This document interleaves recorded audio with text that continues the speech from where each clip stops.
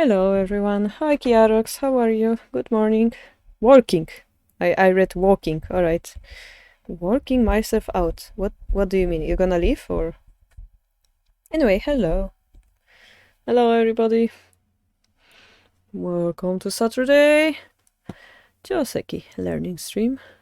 And today we shall continue with our finding knowledge about how to counter the Ishida style right side king. Is evil Nakabisha time? No, it's the best Nakabisha time. So, hello, Syncr0.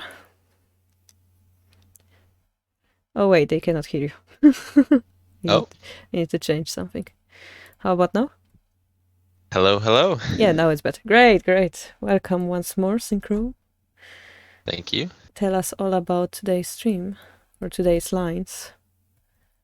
So today we will be doing the preferred variation against Itadani Migyoku, which is a more aggressive line. So you don't make a big castle and then attack. You kind of aim for a quicker attack by making a quicker castle, and yeah, it's a cool variation.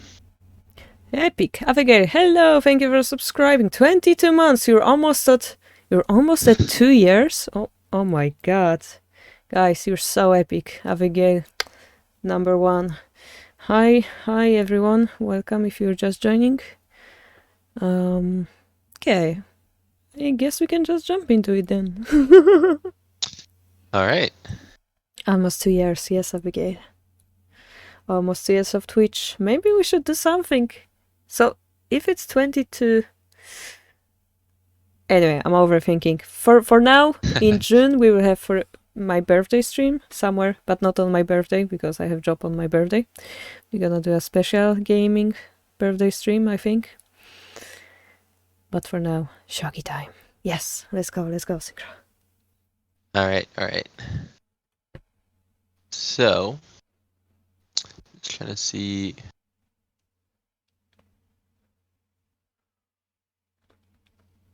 So I believe I'm trying to see which of the big lines it was because I don't remember. So I think it was 7 for pound push.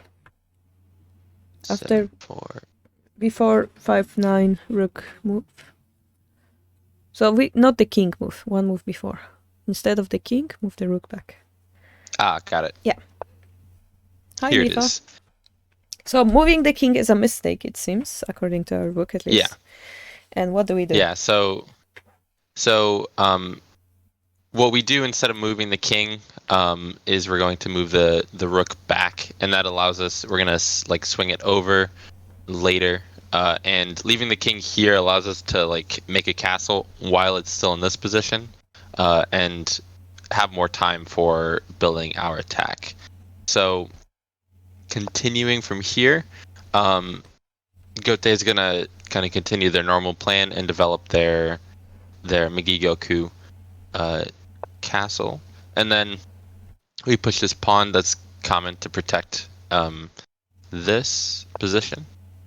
Well, it's protecting the knight jump, yes. Yeah. Protecting the knight jump. So they continue moving into their right king shapes because now their king is actually to the right. And then here we bring this gold up to defend this, and also it opens our rook for more movement in a second. So they bring their own rook down, which would later allow them to swing it over and also protect against any anything if we were to trade pieces later. Just very good for them. So here we bring our own bishop down, and we'll see that this allows for this move. This is the main reason for this, and it still keeps this spot protected at the moment, but we'll see the benefit of bringing the knight up in a minute. So from here they continue with their Migigoku castle, and we bring the knight up. And one more So move. from here, yep. And then they push the edge pawn, and then this should be position 12. Alright, first question. When we jump with the knight, doesn't it actually block something and stops protecting something else? The rook pawn exchange, right? We have to, of course, answer what happens after this. So pawn takes, rook takes, and then we go 6-5 pawn takes, knight takes, rook escapes, taking the knight. I see. So this kind of variation is gonna follow up. Now we're attacking the rook, so escapes. And here we have a very good move, chat. Can you see the next good move for central rook?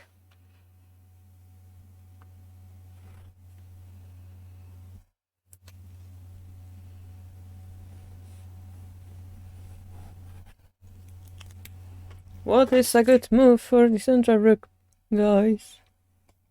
My pen stopped writing. Need to get a new pen.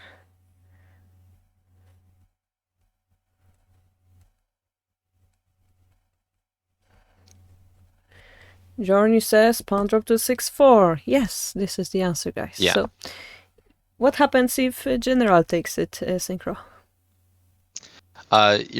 Both of the generals will be moving to a bad position where they can't escape. So after another pawn drop, then we can take that general. What if we go back? Then it kind of weakens the shape a little bit.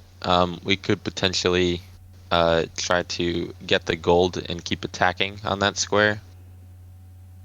The other option is to move the silver and get this nice 5-row silver, but yes. Bishop also looks nice. Let's see, bishop. Yeah, if they defend with a pawn, we'll be very happy to block the rook, right? Yeah. If they pressure our bishop, this gold goes out of the position at least. My only concern is after silver, they can attack the silver like this. Which would be very unfortunate if we were to drop the knight again. Yeah. I like your move. The bishop looks pretty nice. But of course we have to... Yeah, and then we also open the rook line. So yeah, you're right. Did we mention, guys, this is the cozy castle, right? So instead of Mino, we have the cozy castle. Okay, yeah, and this is the explanation of why they cannot push h6. Because simply we have this great pawn over here. A nice attack on the king head, simply speaking. So they wouldn't want to allow us this forceful variation. They won't push this pawn. And then this pawn push usually is a dangerous one. In this case, it's gonna protect the future bishop drop. Why is it dangerous? Because we will have an edge attack usually. In this case, because the knight is blocking the bishop, it's impossible. And then that's the end of the explanation for this diagram. Okay, let's go. Guys, any questions so far? Always feel free to ask any questions during the lecture. I always read the chat, so don't worry. Yes, Abigail, it's one. Well spotted. It's one less move to build. Well, Mino technically is like 3 moves more, but what's important is the king is 1 square closer to the center, right? So it's a little bit more dangerous. No castle is better than a bad castle? I'm not sure. All right. So how do we go? How do we use that knight, Syncr0? All right. So one thing is we push back the pawn. Having the pawn push allows us to possibly trade pawns or other things later. Also just gives us more room on that side. So that's one thing. And then they push their other edge pawn, but we ignore it because we want to continue with kind of our attacking piece development. So they push it again, and then we kind of start our attack toward the center. So we first start by trading pawns, and then trading knights. If if they were to trade knights by actually taking back with knight, then it would be easier for us to continue our attack with climbing our silver. So it's a bit better to drop the pawn in defense instead. Am I wrong?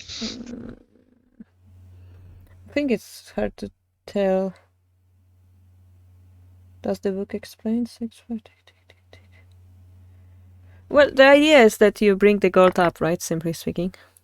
But if we were to do this, we are in exactly the same position, right?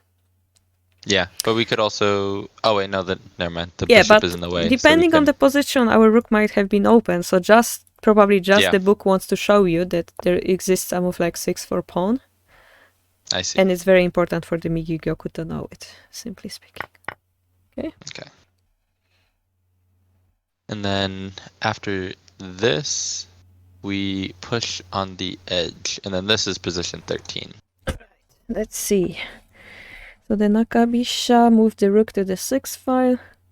It looks a little bit heavy, but after you exchange the bishops, the knights, the bishop line will be once more open, and you will be able to attack the edge pawn, and also use the rook on the 6th file attack. Instead of 6-5 pawn, there is also this move, 5-7 bishop. We would like to play it, but what is gonna happen is they're gonna push 5-4 pawn. We're gonna ignore it and push 6-5 pawn. We're gonna take it. Knight takes. Pawn drop once more. Take here. Gold takes. We retake those from the left. And here, guys, what is the good move for the king side? Once more. And to answer Abigail's question, pawn 8-6 is not dangerous. What should the opponent do? Well, this whole variation is about what should the opponent do, right? So I guess that's the answer to your question. So what is the good position, the good move here for Gote? It's quite simple, guys. Come on, you can get it. Where does the silver move? Yes, Abigail, I know. I was waiting to answer because Syncr0 was speaking, but the answer is basically to do what we are showing now.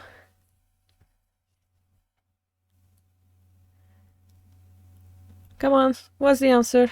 Guys, wake up. Interactive. Stop lurking. Silver for free. Wrong answer. We just wasted a move. Basically, we push this pawn, Abigail, here, right? We push this pawn. And then we go back. We don't want to do that. Well, what does the Gote do? Niva Torin says 4-5 silver. Ding, ding, ding, ding. Congratulations, this is the correct move. And the result of this is that... I don't understand this kanji. But I guess Gote is happy from the piece activity, basically. If we're gonna take it with the silver... Pawn takes, suddenly this bishop line is open, right? So Gote is happy. Yeah. But one eye, we have this nice pawn, we can attack the king's head. Well, they can protect with another pawn drop, it's fine. With the knight, they just run away and then recapture. It's fine. Mifa, please take a rest. I know that you need it. I know that you've been a little bit needing of rest, so please take a rest. And therefore, this bishop becomes a kind of target, let's call it. And perhaps it's a little bit of pass that allows Gote to answer, right? 1-5 pawn. Just interesting that 1-5 pawn is played. This looks a little bit like a pass to me, to be honest. Yeah. Like, why don't we push this pawn instead, if this was such a good variation? Anyway. The book variation is this. Alright, let's go. Alright. So from here, Gote will take back, and then we drop this pawn here. This kind of invites Gote to take back with lance, which will allow us to trade lances if we bring our lance in afterward, which is what happens. So we trade lances and we bring our bishop to the edge. So we freed up kind of all the clutter on the edge to allow us to get this this nice position for the bishop.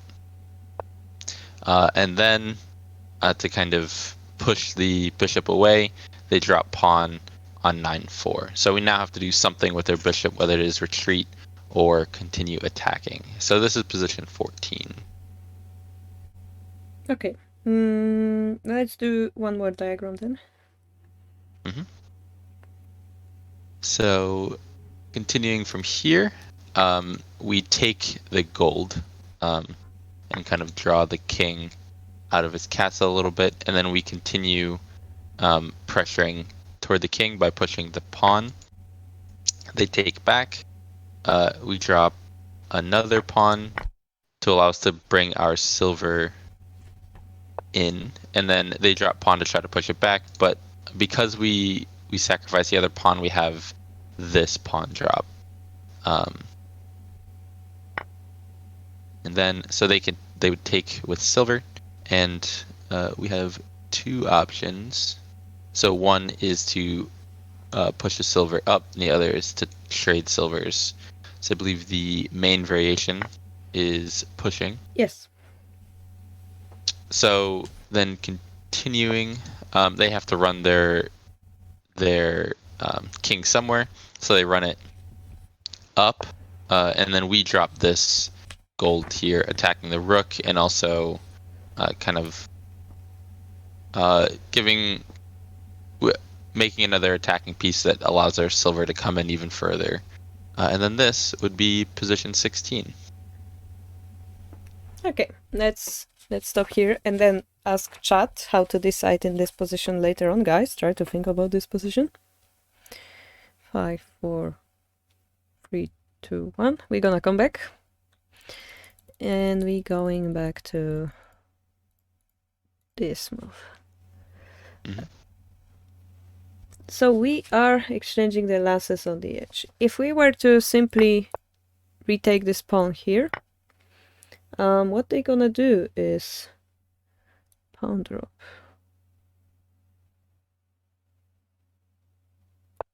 Lance takes, pawn drop. And then, very famous Tetsuji. We already seen this actually. Was it 35 rook that we've seen that? Pawn push.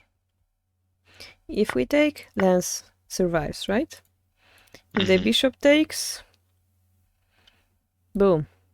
We are the first one to use the lance that we've got. So this is a famous Tetsuji to counter this edge attack. All of Furibisha players, please be careful of this certain line. So in order to avoid this line, as Syncr0 said, we're gonna drop the pawn and force the lance. This time they cannot drop the pawn and they are forced to take lance directly, right? So this time they are not able to push this pawn. You die to this once, yep. Be very, very careful. It's really useful Tetsuji. If you're Ibisha players, also remember this one. Here, they have the option of attacking our bishop, right? Then we counter it with a lance drop. They're gonna try to counter with a lance drop.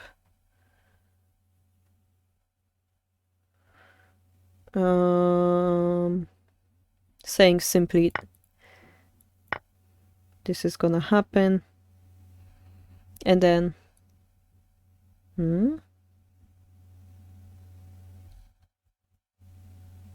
okay.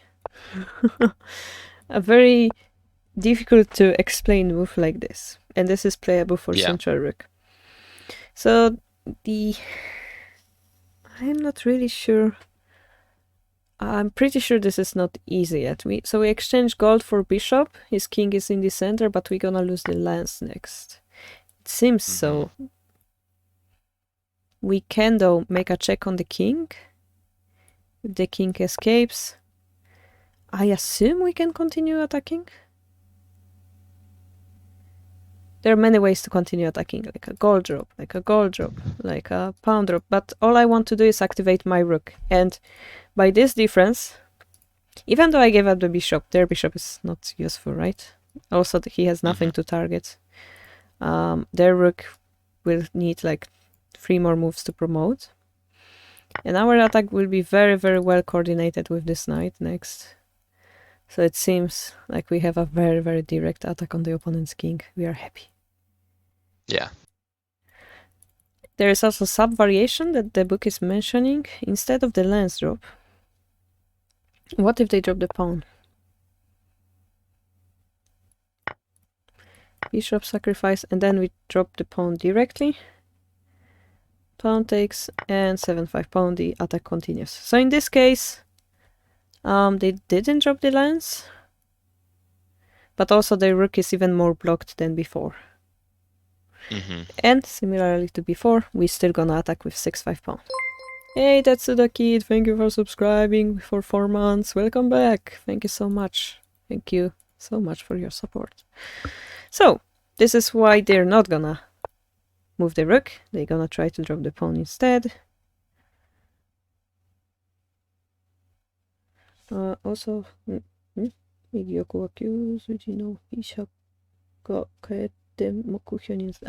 so in the previous variation we saw, it seems that the rook will become a target, simply speaking. So not only the rook was not useful, it will also become a target for us to think of next. Alright, this sacrifice.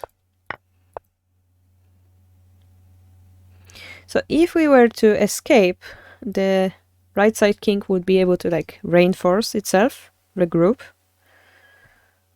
And therefore, we're gonna try to go very aggressively. Bishop Kilimanjaro. And 7-5 pawn, as Syncr0 mentioned, very important sacrifice. Instead of pawn, we might try to attack with numbers, but they can defend with numbers. It's not gonna be a good continuation. Well, okay, I lied. It says it is possible, but it's a little bit heavy shape. Yeah, I mean, the knight compared to lance is in a bad shape too. But we are blocking the rook, and the silver is not really useful, so this is why it's heavy. As a Furibisha, it's very, very important to play light moves, like this. Please remember this variation the book tells you. And it seems that it will be hard for right side king to continue defending, because we broke his camp so beautifully. And yeah, the next page as well says they have no way of like keeping it together. The one mistake you can make here is to take this silver. I think it's a mistake. Yeah. Again, we're gonna have a heavy shape as a result. 6-6 knight, king to 7 to 6-3. 7-4 silver, king goes down. 7-3 gold, king goes down. 6-3 lance. I mean, we're gonna be able to take the rook, right? But as a result, even though we got a rook, right, this rook becomes not very useful, so it's gonna be blocked by many pieces, so it's heavy. Why not try this instead? Now this gold is a very interesting move, and in fact it's the best move in this position. It's, as a result, it's gonna be a very, very severe target. So guys, did you have time to think about this position? Do you think Central Rook is going to win? Do you have faith? Are you a believer or are you the doubter?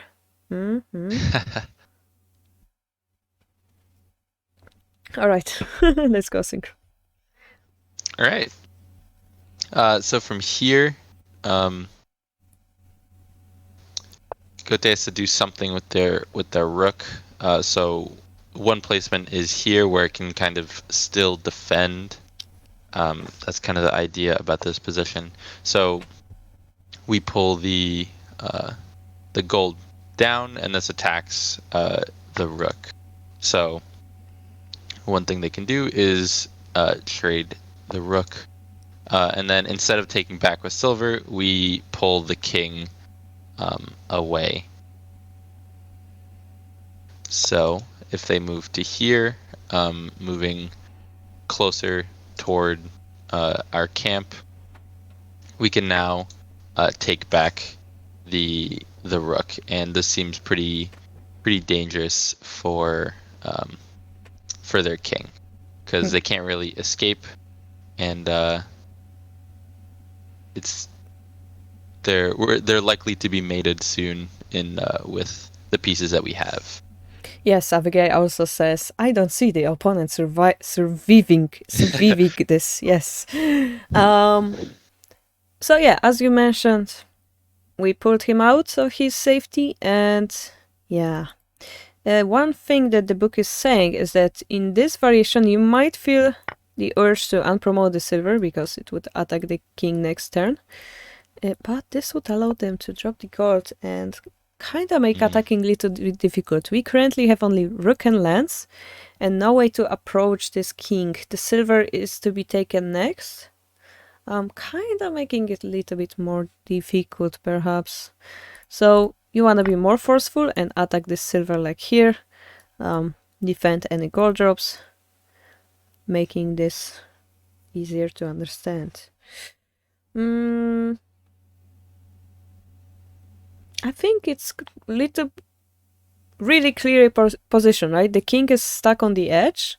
We have pressure behind the king, and we have pressure in front of the king. We have the piece, not really piece disadvantage. It's equal, I guess. It's not advantage, not disadvantage, but this rook can sub-back it any time. We're gonna take the silver. This would be a piece advantage as a result. Yeah, we have all the points that we needed, and the book is saying that Ibisha cannot defend the attacks both from above and behind the king. Therefore, central rook is the super advantageous in this position. Right side, it's important to notice that right side king pieces, all of them are not working properly, right? Nothing is targeting our king. And in this way, we were able to use the speed attack to break the opponent's defense. It's a very unusual way of playing out this position. It is, as a conclusion, it is a little bit scary to play against this ideal right side king shape. But the weakness of their camp is de facto that they take a lot of moves to prepare both defense and attack, right? In this case, they put all of their moves into building the castle, but the bishop became underdeveloped, right? Yeah. So, similarly to Anaguma, they didn't have enough time to do everything. And the book is asking you guys, please enjoy using the speed to attack the right side king in your games. Yep. And this was the end of the chapter. How did you guys enjoy this line? It's a very easy to understand attacking pattern, right? What do you think, Syncr0? I like it. I still I've only used it in a couple games. One was a correspondence game which worked well because I had more time to remember it, and another game I messed it up. So I still need to practice it more to make sure I don't get certain things out of order. But I think it works pretty well. I have experience in I mean I've seen lady professionals playing this knight bishop shape, but in the games I saw the gold was still here. and the bishop and knight were moved first. So I wonder if it's a shortcut or the gold is necessary. The gold is also a shape that a computer would prefer. But my experience would be that the king would be in min ocaso. So I'm really interested to see this variation that cuts down this one move to attack faster. Yeah. It's pretty interesting. But I'm a little bit skeptic about this move. Yep. Yeah. I feel like they would rather, instead of pushing the edge pawn, they would rather develop more pieces. I think so.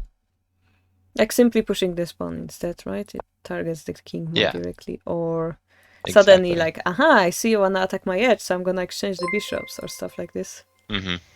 Hey, okay, ZH, thank you for the raid. Welcome.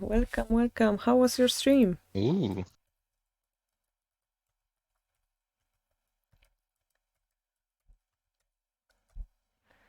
The chess player. Tomorrow at 9 o'clock Japanese time. In America, I guess it's still today. We gonna do a chess stream with our chess teacher Paul, but today we are doing our opening study about the central rook. Crazy House. Crazy House is very similar to Shogi. Very similar. We also have the drop rules. But our pieces are a little bit more complex. We have more of them. Pawns are weaker. And our board is bigger. Yes, I also have the experience of playing Crazy House. Chesky. Oh my god, Chesky. Not chess shogi, but chesky. That's kind of weird. Welcome, guys. I will check your stream in the future, okay, then. I might be interested in some Crazy House. I played Crazy House once, and in my experience, the pawns were too OP, and I just ended up being checkmated very early. But this doesn't happen in Shogi. You mean Western Shogi? Yeah, chess, by the way, is called by Japanese Western Shogi, the same way we call Shogi Japanese chess. Alright, we have one more surprise chapter for you guys today. Yep. And what is it, Syncr0? It is bishop pullback. ...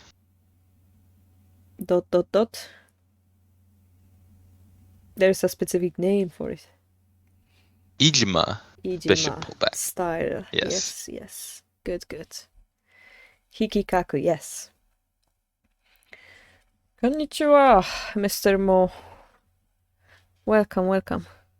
You mistook the middle hiragana character. It says konnichiwa instead of konnichiwa. There are two N's in konnichiwa. A little bit of Japanese lesson. But you got the wa correctly. Many people write katakana.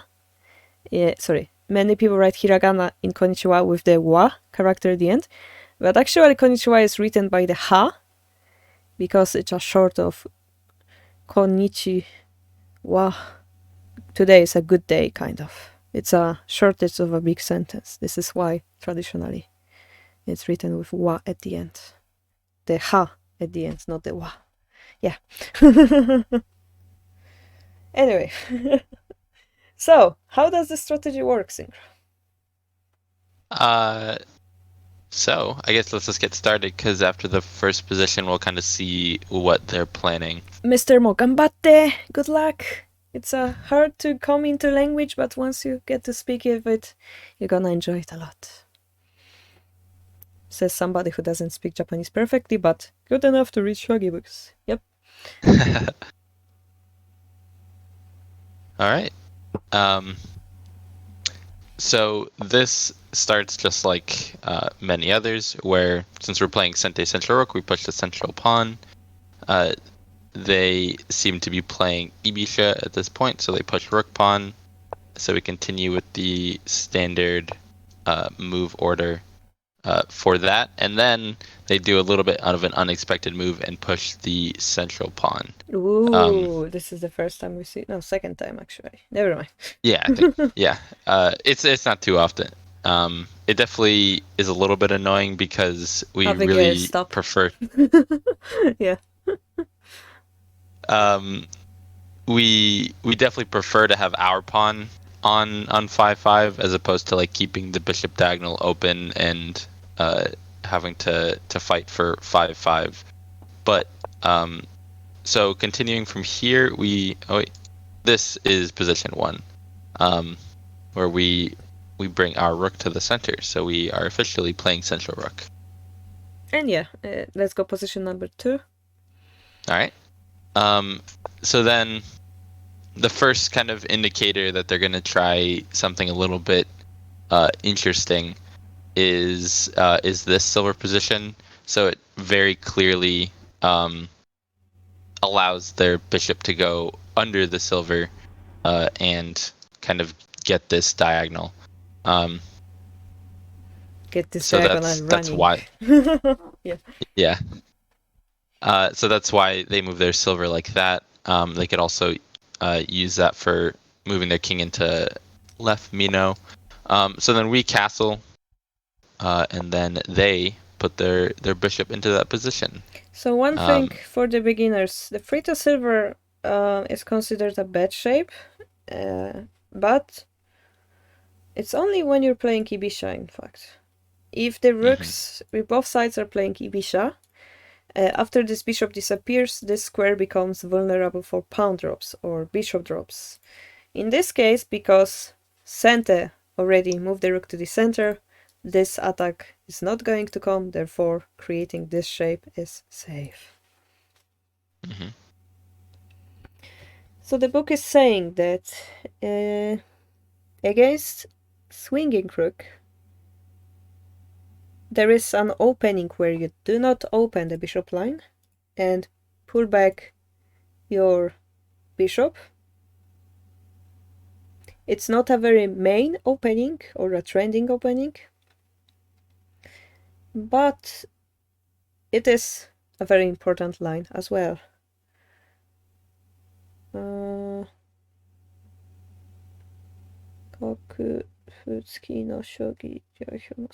It's a representative of the shogi where you don't open the bishop line, and the Ijima style bishop pullback. It's what we're gonna learn in this chapter, as well as the Suzumezashi. Spearing the sparrow strategy will be something we show in the further chapter.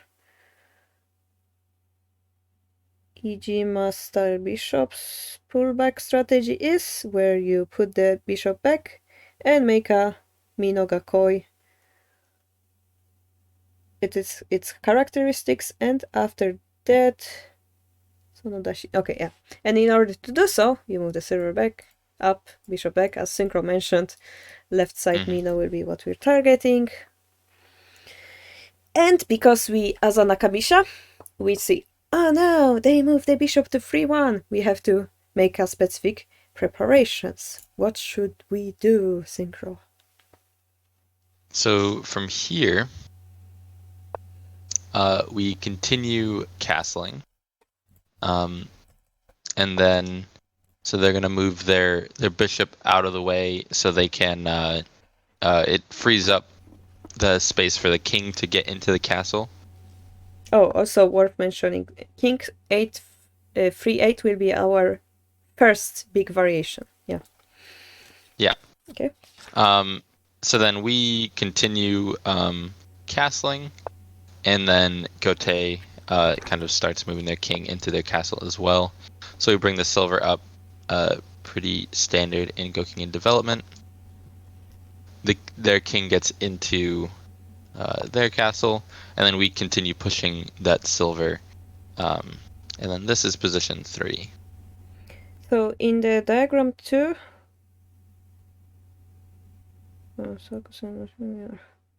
I have no idea what this kanji means. But, okay, I see. So the position number 2, the free one bishop, will be probably the crossroad. Yeah, that's the translation, the crossroad for the central rook. And we will have two options. Number 1 is allowing, well, we're both gonna build Mino castle with the GQ Sen, which is a slow fight. And number 2, we'll have a speedy attack, and we'll have 2 ways to do so.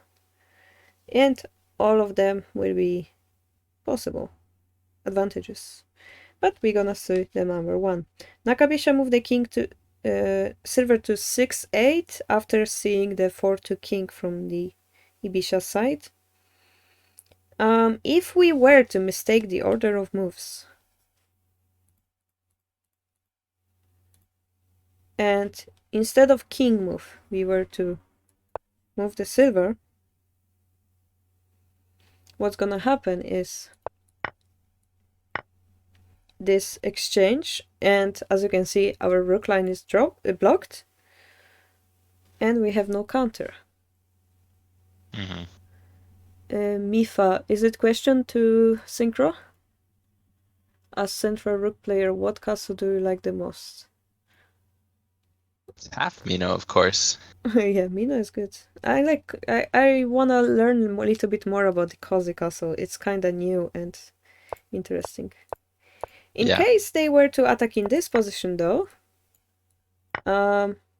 we have a little bit difference because the king will be on this line, which means whoop, goodbye rook. Yeah. Goodbye. And yeah, the same with king on 3-1, right? Same thing. Therefore, we have little bit of guarantee of safety until the king castles fully 2-2-2. Yeah. Anaguma. Oh yeah, I also play Anaguma. I like Anaguma. So now we move the. I haven't used Anaguma too much. I mean, if they play Anaguma, I play Anaguma. Hey, if you wanna choose the beast, I'm gonna use the beast too. The answer doesn't really surprise me. Yep. Okay, so now we managed to open up the rook. We'll be able to defend this square. But yeah, the line continues. All right. So from here, Gote brings their silver up pretty standard in kind of Ibisha formations for developing their pieces. Not kinda. It's very useful, usual for Ibisha formations. Not kinda. Yes, it is very, very common and very useful for Ibisha. Have confidence, Syncr0. You know how Shogi works. Have the confidence. Yep. So we build my favorite castle, half Mino. And then Gote gets into the castle, which, as we just mentioned, gets it off that line. So that kind of makes that trade that we saw earlier not as dangerous for them. So then from here, we bring our silver up. So it allows for us to attack the center or just have better development. Pretty standard Gokugin formation. We really haven't done anything too different in terms of how we develop our pieces. So then they finish their left Mino shape, and then we push this pawn, and this is position 4. So this pawn blocks this. Yes. So Nakabisha took the. By the way, can you say Gote again? Gote? Okay, because I hear you tend to say Gote or something like that. So I want to teach you the proper Japanese accent. It's Gote. Gote. Gote. Good. Perfect. Gote. Yeah. So 6-6 silver is the shape where it's a very important shape and a critical shape for central rook in order to put a pressure on 7th file. Now, the reason why we put a pressure on the 7th file is kind of strategical. But first, the bishop pullback with the slow fight and double Mino is often played. And as most of you probably have the experience of, Ibisha will like to advance this knight, right? And the usual position that's gonna happen is, let's say something like this.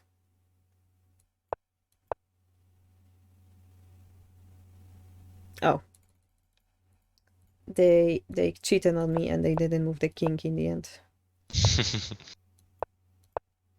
Something like this. And as you can see, Ibisha will be able to utilize this knight much more easier than our knight, right? As a full Ibisha player, you know how painful that is in every game.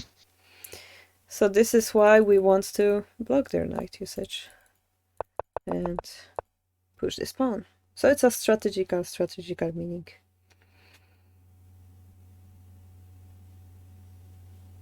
Now, okay. So if now one eye, what happens if they try to push this pawn anyway? This time you can actually target it like this. It's a very scary silver movement, but is it really surviving? Yeah, this pawn is pretty undefendable at this point, right? Mm-hmm. Yeah, every second the silver comes here, like the rook, is something I'm afraid of. Yeah. But they cannot really defend this pawn instead. Yeah, pretty evil from the Nakabisha. Maybe Xen was right. Maybe Nakabisha is evil after all. Alright, yeah, and this is the end of this explanation. Alright. So, continuing from here, Gote brings their bishop down, which, so the reason why it was brought up is so the king could go under it, but now it's brought down so that pieces can go above it. So this would free up the silver for moving kind of in this direction. So that's the point of moving it down again. Yeah, especially now that we've taken 7-5 pawn, the silver cannot go to 7-4. Hydrate! Exactly, yeah. Syncr0 hydrate. Ah. He's drinking coffee considering hydrating. I don't care. I'm gonna drink coffee. Hey, thank you, Mr. Mo. I think it's Moist, actually. I'm gonna call you Mr. Mo because I call everybody with short name anyway. Thank you for the subscribing. Welcome to Shogi Harbour. Also remember to join our Discord. Our Discord is like the most crazy place ever. We have the big tournament. We have... we also play different games together. We have Shogi TV. You can meet Syncr0 there. You can chat with Syncr0 personally. So feel free to join. Alright, so we going for third by rook? Yes, we are. Not again.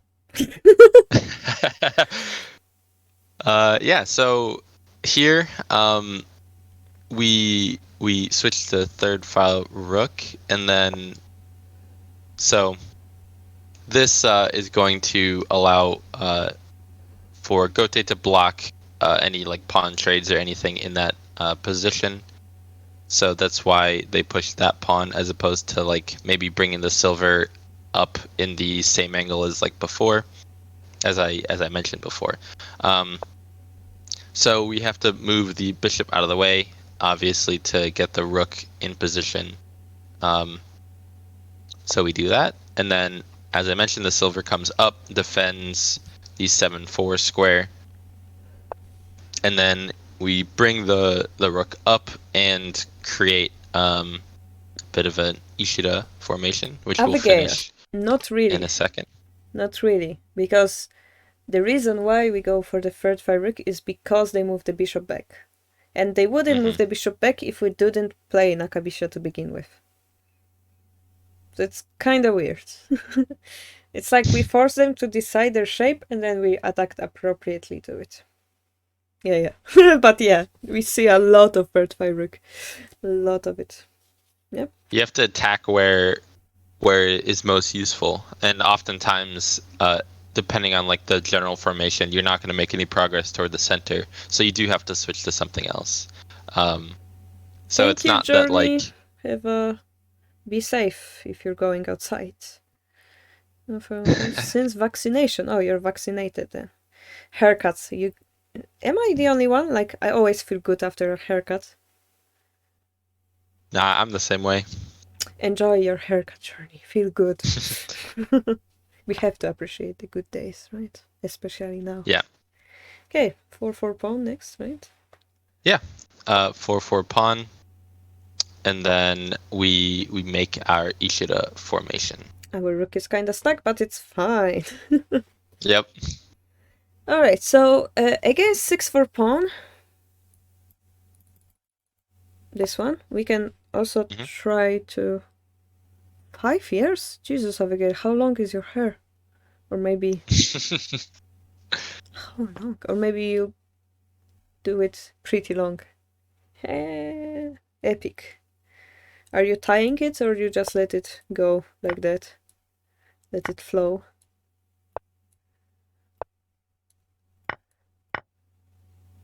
I'm a little bit confused. Okay, that's not the variation, is it? It's in... Yeah, I was confused because the bishop can promote. So in this case, okay, so they played this. I'm confused too. Instead of the bishop. Okay, so they move the bishop back so we can move the rook, so then they move, and we can do this, right? So what if they don't move the bishop and go for this directly? I'm a Shogi metalhead. Wow, let them float, that's so epic. Every time we find somewhere, you're like, whew, and advertisement of whatever the famous hair company was. Whew. I forgot, there was this funny joke, I forgot. Anyway, take, they go, boop, boop, boop. In this variation, we have a very nice light shape, and we are happy to fight Ibisha like this. Personally, I'm not very happy. But yeah, I guess the fact that we're looking directly on the opponent's camp. But I have a feeling, yeah, even if they go here, we can do this, right? It's fine. Yeah. And then we'll be able to take this position, and our silver is in the center. Perfect positioning, right? It's still not very easy, but it's fightable. Yeah.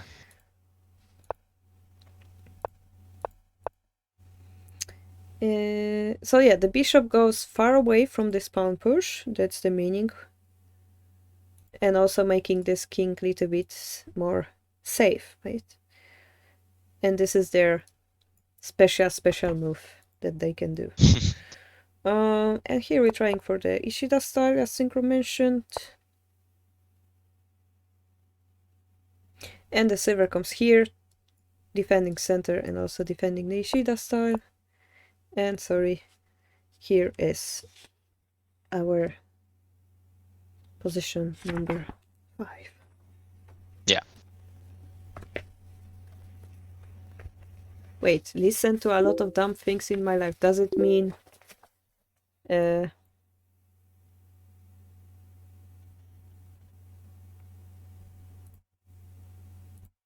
gonna do it later. Does it mean listen a lot of music? Or doubtful ideologies? Alright, Syncr0, let's go. Let's go. Okay. So from here, there's what Kote is gonna do is make a high Mino, I guess a left high Mino, whatever you want to call it. Don't guess. It's left high Mino. Okay. Left high Mino.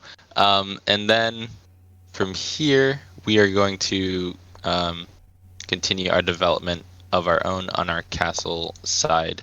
So I see, Jen.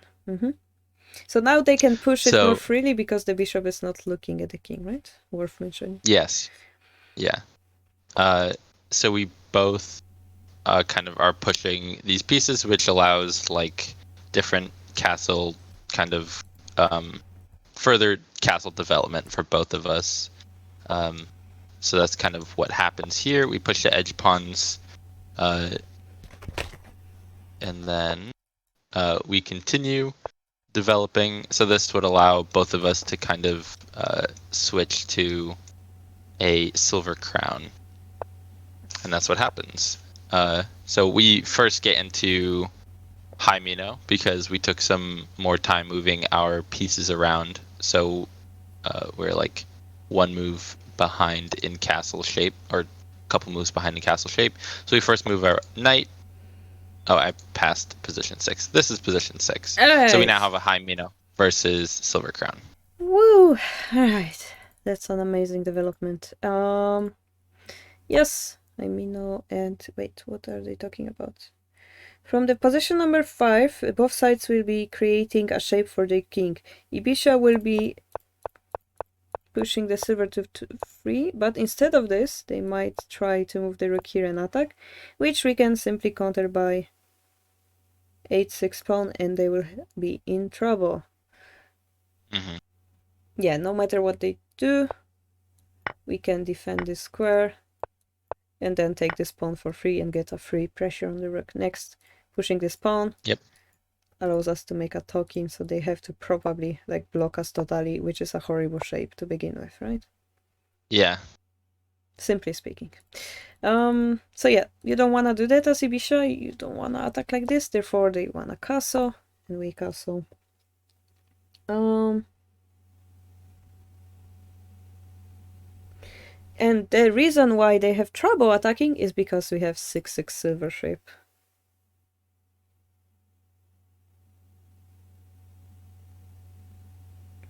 I Nakabisha wa Ibisha kara no shikake no something something okiesu. So we are blocking the Ibisha. Every time they push a pawn, we block it. Every time they push a pawn, we block it, right?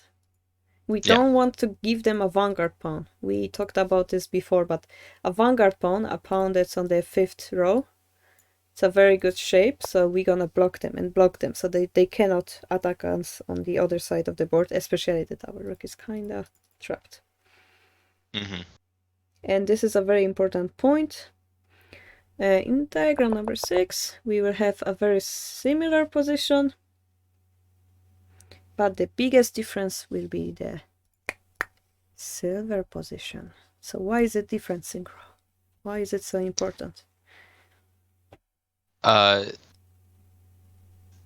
It seems like their silver's kind of stuck defending this area, kind of preventing our rook from... I mean, it's not going to come in if the silver moves, but more things can happen on that.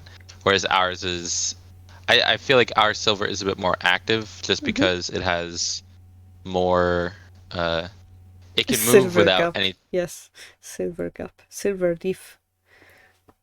It's something that video gamers say, like... Oh. Tongue difference, silver difference. Yeah, it's the same thing. But yeah, there is a specific variation that's gonna show us what exactly our silver can do, right? From diagram 6. Alright.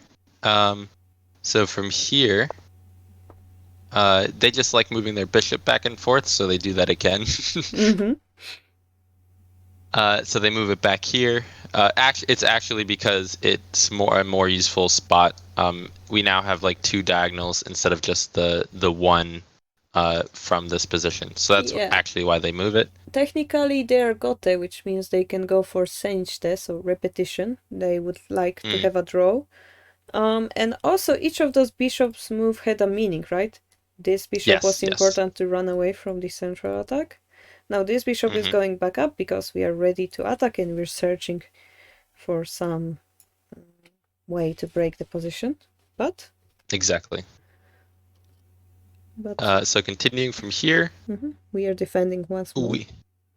Exactly. So we kind of make the silver crown very similar to gote. So here gote floats the rook up. Oh, yeah, gote. Yeah, okay. I can hear you saying gote like in an accent. I'm gonna keep correcting you. Good. So gote floats the rook up to kind of further protect this area, and we have to finish the castle, right? Yeah. So we finish the castle. They push edge pawn, and then we bring our bishop to a good spot as well. This eyes down their rook, and Sniper also bishop. Yeah. Target acquired. And then Sorry. So because we didn't push edge pawn, they have the opportunity to take 9-5, Mhm. and then we start kind of things by pushing the Attack. 5-5 Starting attack. pawn. Yeah. Yeah. Well, it's not an attack yet, but yes. Well, we are opening the position, but not things. Yeah. Yeah. Alright, so Ibisha. I also find those moves kind of weird again, right? But Mm-hmm. Ibisha has no moves to continue continue the developing position. Both sides seems like they don't have a way to start engagement, so perhaps it's going to become a senichte, a repetition. But actually, central rook can exchange a pawn on 5-5, and it's gonna be a huge point. In the diagram called result number 1, this one, Nakabisha holds the lead in the position. It's gonna get a pawn in hand, and after that, it's gonna exchange pawn, drop pawn, or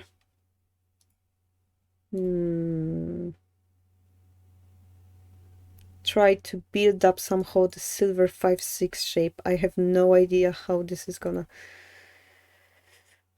Maybe like move the silver back and then up, something like that. So play very slowly. I think still. that's. I think that's like the only way to get it to 5-6. Move it to where the bishop is. Yeah, but anyway, this pawn. Not initiative. Actually, it's saying leading. They're like. They control. Yeah, it's kind of initiative, I guess. But in Japanese, it's not the same word, and this is why I'm translating it like a leadership, because the kanji have the authority of a leader, kind of. The right of a leader. That doesn't make sense. Yeah, I guess initiative could be the one of the translations, Mr. Mo. Yeah. So either 8-5 pawn or 5-6 silver shape, and in fact, even though we're saying those things, the difference between both sides is not really clear. Even though in the end Nakabisha might become clearly better, it's gonna take longer time. Yeah, 5-6 silver, it will take a lot of moves still, right? So I guess we have an opportunity to be better, and it's playable. I guess it's playable for both in the end, right? Yeah. Yeah, I don't see why not. Pace, like a tempo. Pace, yeah. Pace. Ibisha's pace. Is the pace English word the same? If you say sentence pace, Syncr0, what do you understand by that? It's like speed, tempo. Yeah, that's pace. Yeah, pretty much what it means. That's a great translation then. Alright, so this is our variation number 1. Really, really slow, really chess-like. Kind of complicated in a way. Yeah, I always find slow games like this difficult. Okay, so let's see option number 2. Yes. Instead of king to 3-8, we will try to be super more aggressive. Yep. So, instead of moving our king, we push the center. Ooh. So, they would take back because otherwise we can just like come straight in.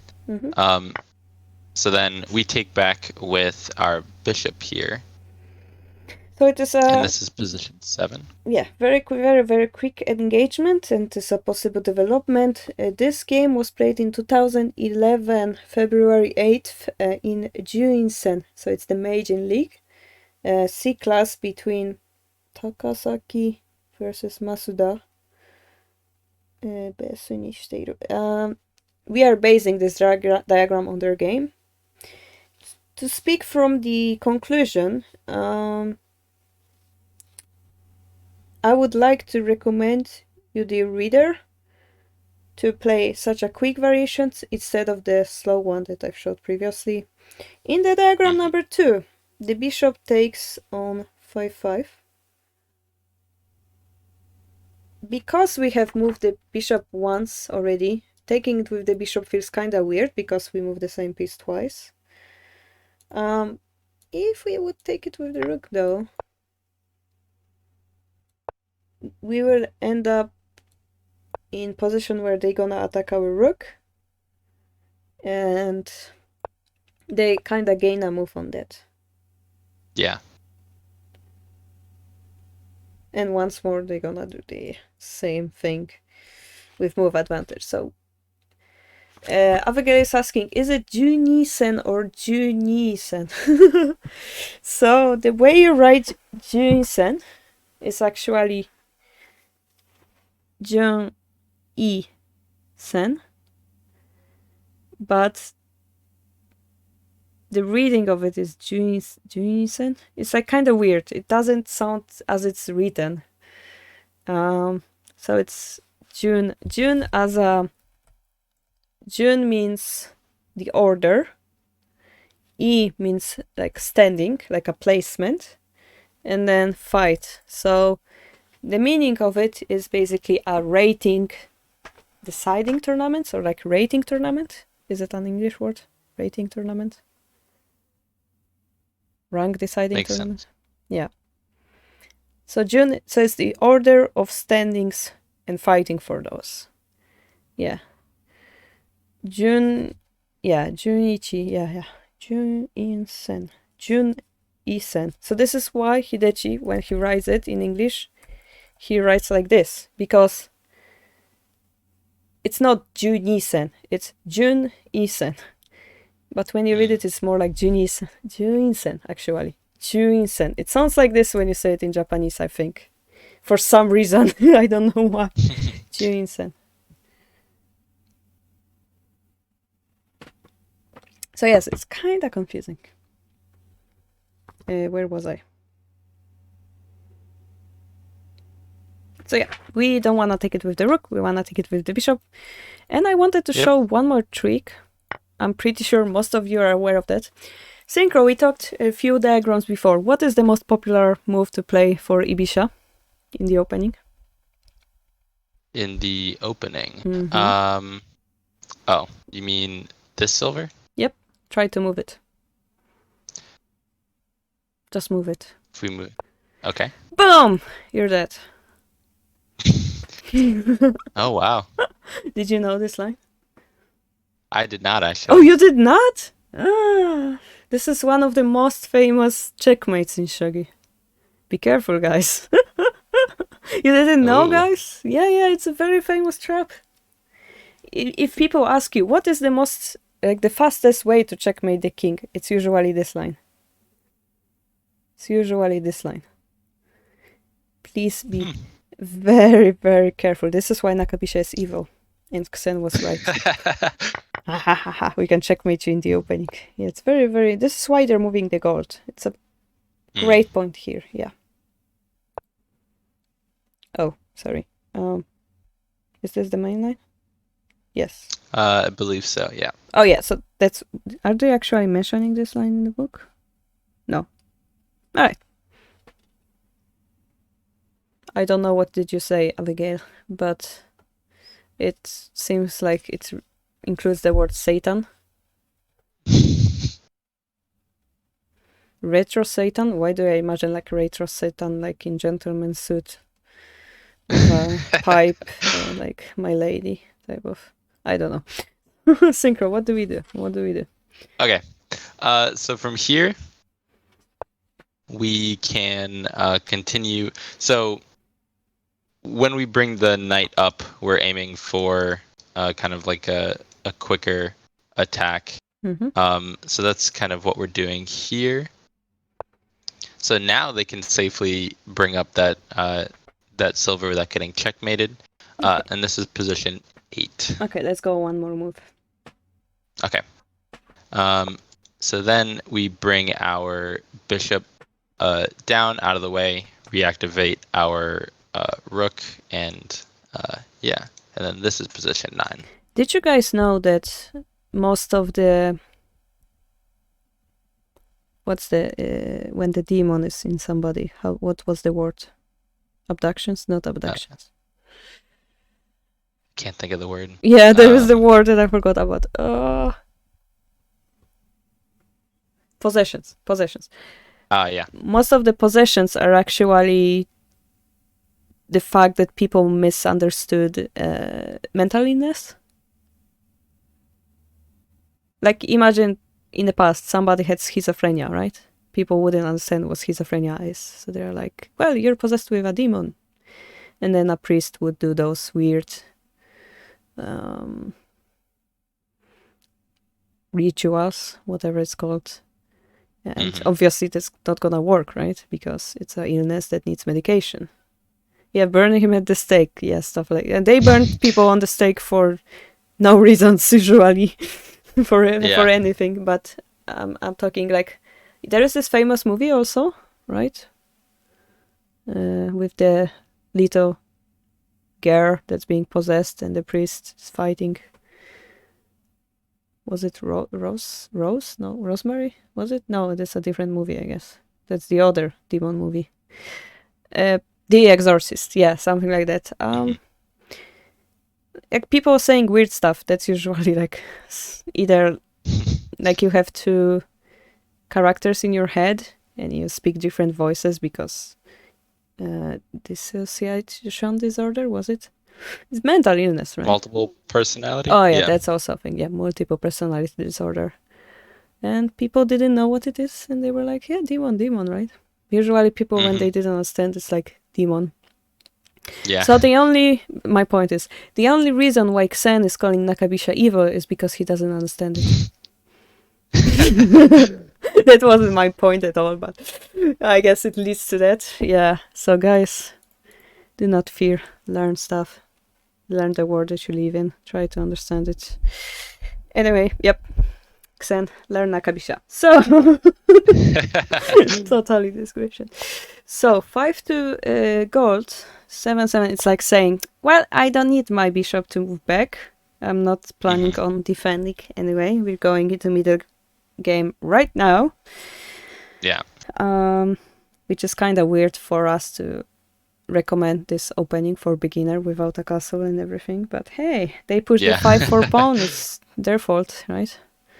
Yep. Join the dark side. We have cookies. Yes, everybody playing Nakabisha gets a cookie from Syncr0. Yes, confirmed. Exactly. Oh, see, guys? Exactly. He said it today on the stream. Nakabisha wa... Yeah? I was just going to say you have to come to my house to for me to give you the cookies. Of course, it's the condition, yes. Yeah. So let's stalk Syncr0. Yeah? Let's find his address and... No, I'm joking. Let's not do it. Doing it all for free cookies. Nope. Nakabisha wa gyoku no kakoi mo soko soko ni hidari uma okasuyoshi. Alright, so yeah, Nakabisha doesn't care about the castling at all, and it's gonna use the left knight to attack, and it's gonna prepare the camp for the attack in general.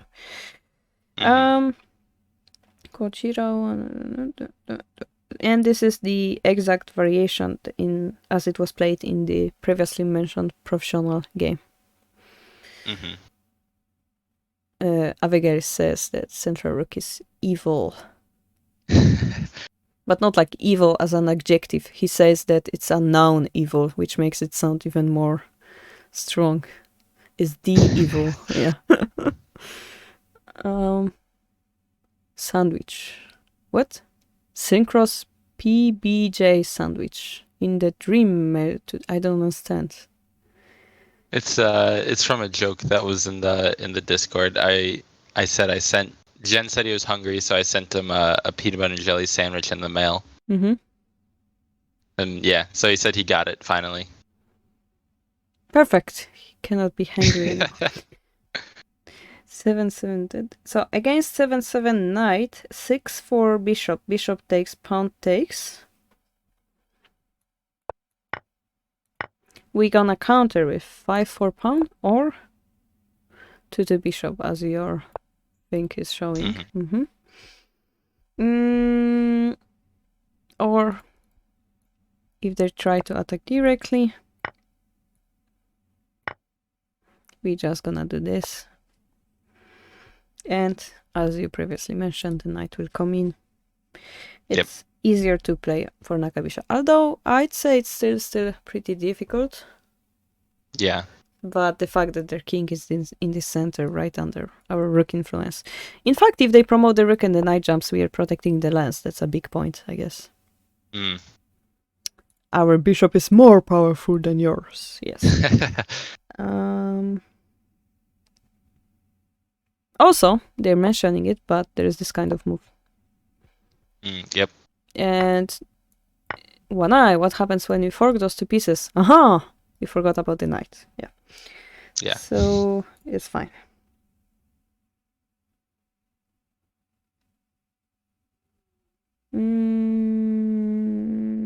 Okay. So the next diagram will be different from the pro game, apparently. But one more thing, they're saying that because they have to move this and because the bishop is here, you can clearly see that they're not really able to castle the king, right? Yeah. So this is gonna be the huge difference from the previous line. Very, very huge difference. All right, so how do we stop them, Syncr0? All right. Oh wait, the bishop. Oh, sorry, there's one more line. Oh, sorry, I forgot. So the bishop 3-3. This is the move different from the game, pro game. They actually move the king here. And then something like this.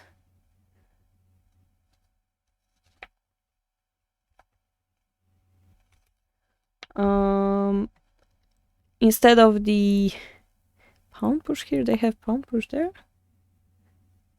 Yeah, I was wondering about that move. Oh, you were wondering. Okay, let me understand. その変化を避けるためにした方がいいというのが私は未見である。So when we move this, they have this move, and it makes it more troublesome for our bishop. So the author recommends to make a shortcut and move the bishop directly to 6-6 to target pawn drop, knight jump more directly. Also, we have the option of going here. Yeah, it's kind of like, yeah, exactly, putting more pressure before you castle. Just one more move, right? Yeah. なんとか. Yeah, the Ibisha would really like to castle. Really, but we're not gonna allow it. So, yeah, let's go. Alright. So, from here, they push 7-4 pawn, which kind of, as standard Ibisha, would likely be used to develop their knight. In some cases, as we've seen in other chapters, they might use their silver. But I think in this case, it's more likely that they use their knight. So from here, we bring the rook up. Kind of as we mentioned, it allows for this. Rook exchange. Yeah, for a rook exchange. So to defend that, they bring their knight up. And then this is position 10. So yeah, they're gonna move the knight up. 7-6, 5-4, bishop. So yeah, because we have this pawn drop knight jump, they're gonna try to use their knight to protect the knight jump. If they try to attack our rook directly, like here, then we're gonna simply exchange the rooks. They're gonna try to drop the rook here, but then we're gonna block it. They're gonna try to take the knight, and we're like, haha, I don't care about my knight. And this is a variation very similar from that professional game.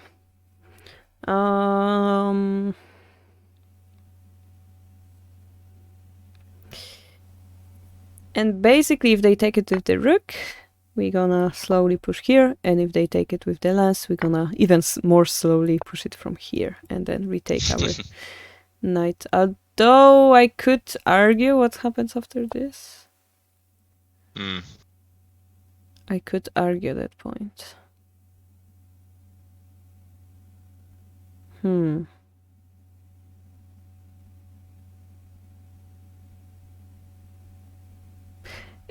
Anyway, it's like a very, very heavy fight, I believe. It's not really clear to me.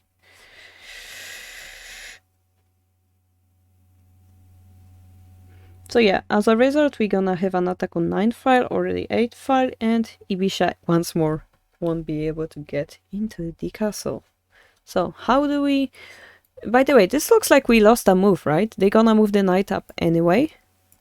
Yeah. But there is some target that we have, Syncr0. What is our target? Let's see. So after this, we can push this pawn. So anytime the knight is on this position, we have the head of the knight to attack. So we do have a pawn in hand. With our rook being up here, we can now win an exchange on the 7-5 square. So we can attempt to attack the head of the knight in this case. Mm-hmm.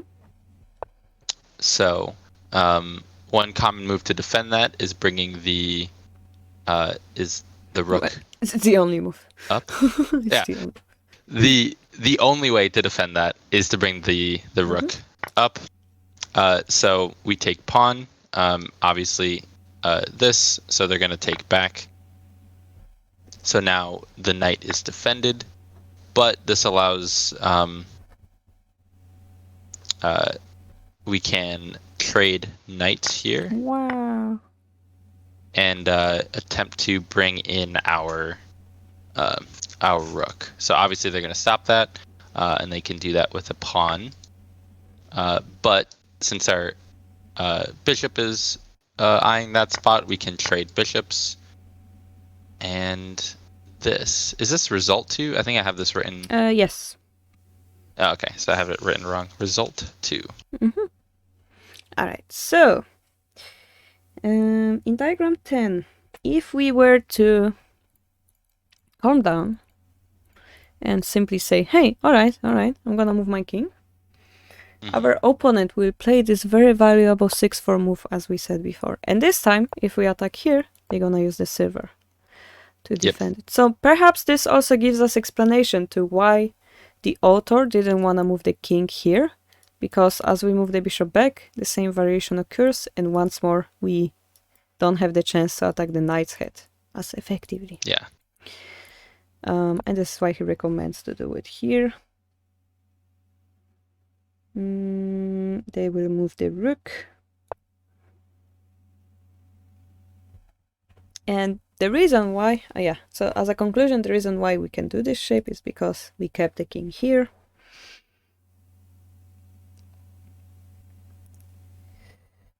In diagram 11, we managed to butskaru, to clash two pieces different than pawns. And Ibisha is not really happy from the fight it is having.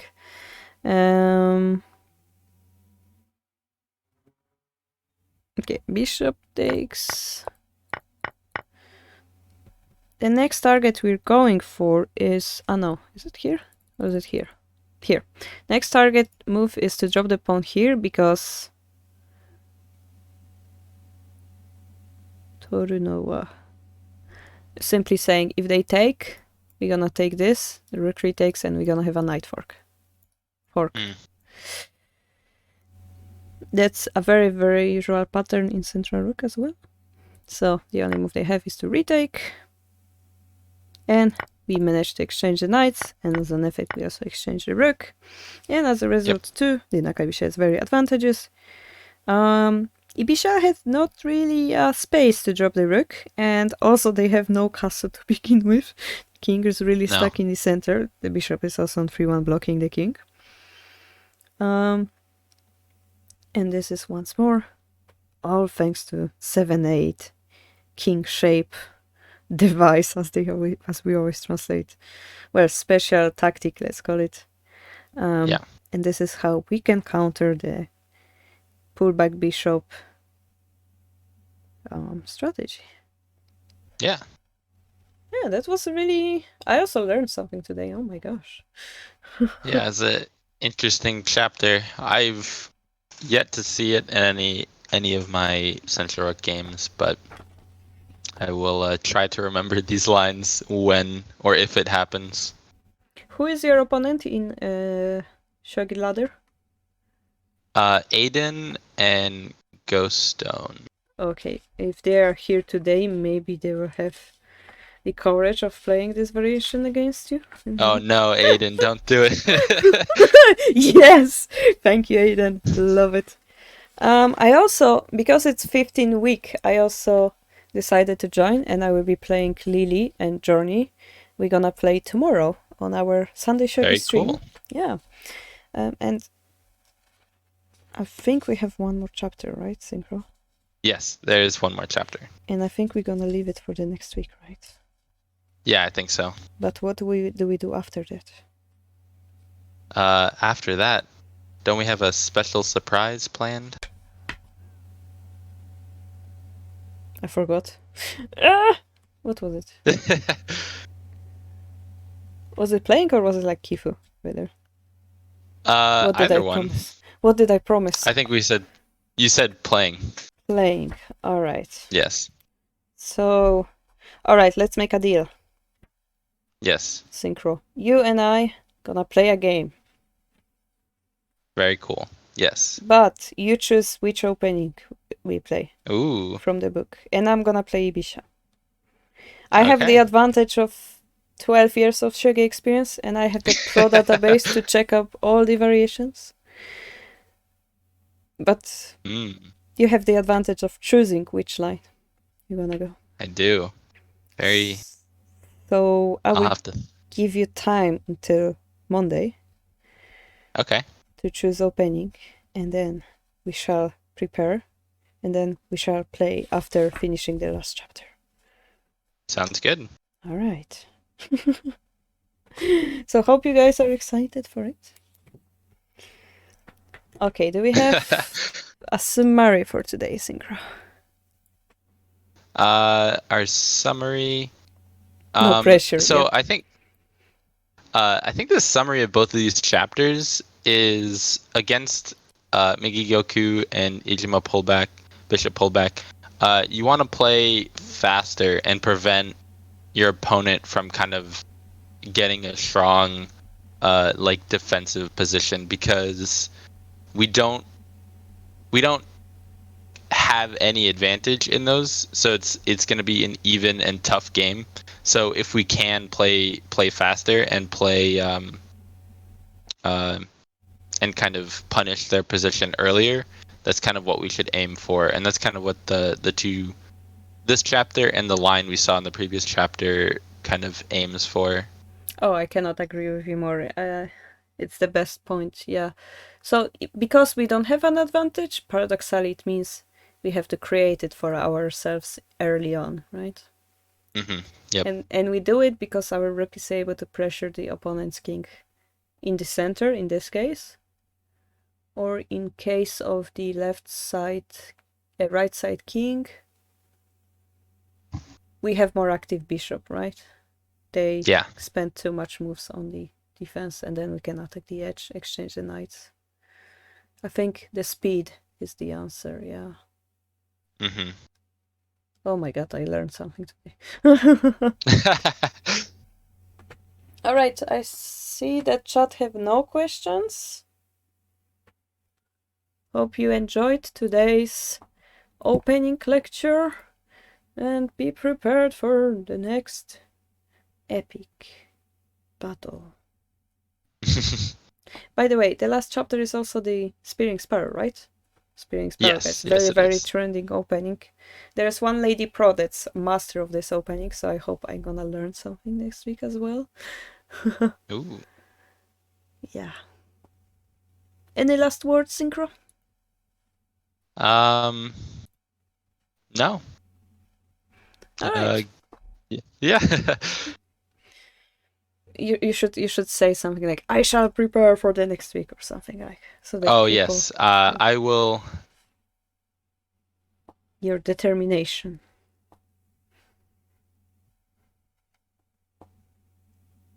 Silence. Alright, perfect. Oh, wait. Is it because I don't hear him? Syncr0, no!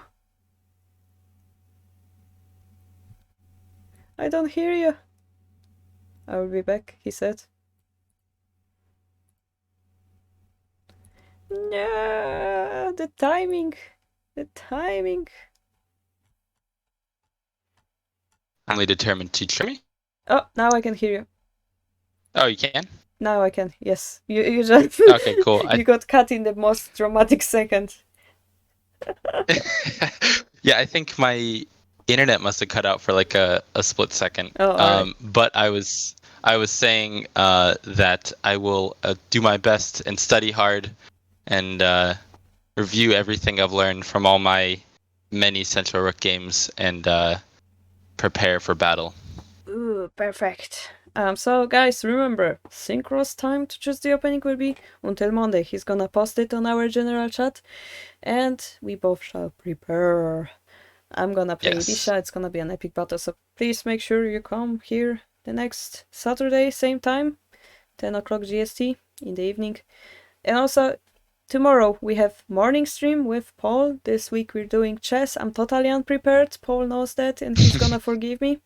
And in the evening we have Sunday Shogi where we're gonna play the Shogi Ladder. 2 games. Very Ooh. unusual stream. So thank you so much for joining and see you tomorrow. Bye bye. Bye.